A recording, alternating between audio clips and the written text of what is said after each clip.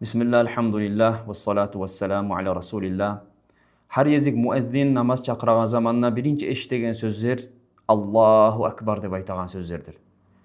Har yezik biz namaz kıra turgan zamanna birinçiliği biz aytagan sözler kollarımızı göterip Allahu Akbar dep aytagan sözlerdir. Şu sözlerin üstünden biz bir kere zamada fikir etip oylaş karaganmız mı? Neçik manası barın?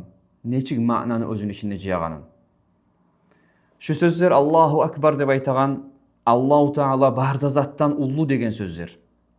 Allah ullu şu dünyadan, şu dünyanın içindeki çağı mallan. Allah ulludur. Neçakı ullu şu dünyada çomart adam var mısa şondan Allah ulludur. Neçakı şu dünyada yazık sınagan, yimşak adam var mısa Allah şondan ulludur.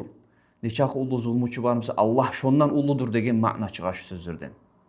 O seyalığa biz şu dünyanın malı bulan maşgul bolup, şu dünyanın amalı bulan, işleri bulan maşgul bolup Allah'a ibadatını koysak, Allah şolardan barından da ullu.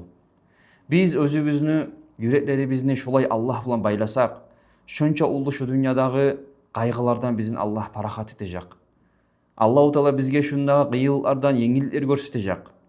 O seyalığa biz namaz kıra turgan zamanna, şu ma'nanı anlasak, Allahu Ekber dep ere turgan zamanna, şu senin yüreğindeki kaygılar, şondan Allah ulludur. Şu sağa zulüm etmege süyegeleni, zulmularından Allah ulludur. Sen etme süyegen işten Allah ulludur. O seyalığa biz birinci yerge salabız namazını, birinci yerge salabız Allah'ını. O seyalığa bizim yüreklerimiz parahatlık tabacak şondan. Ve biz bilme tarıkbız, şu sözüne ullu manası var mı? Dünya alamların içindeki çağı barzattan Allah ullu kenen. Şulay ma'na bulan biz namazlarımızı kılsak, Allah bulan aralıklarımızı tutsak, bizim yüreklerimiz yumuşayacak, bizim yüreklerimiz tazalanacak, imanlarımız artacak. Barakallahu fikum.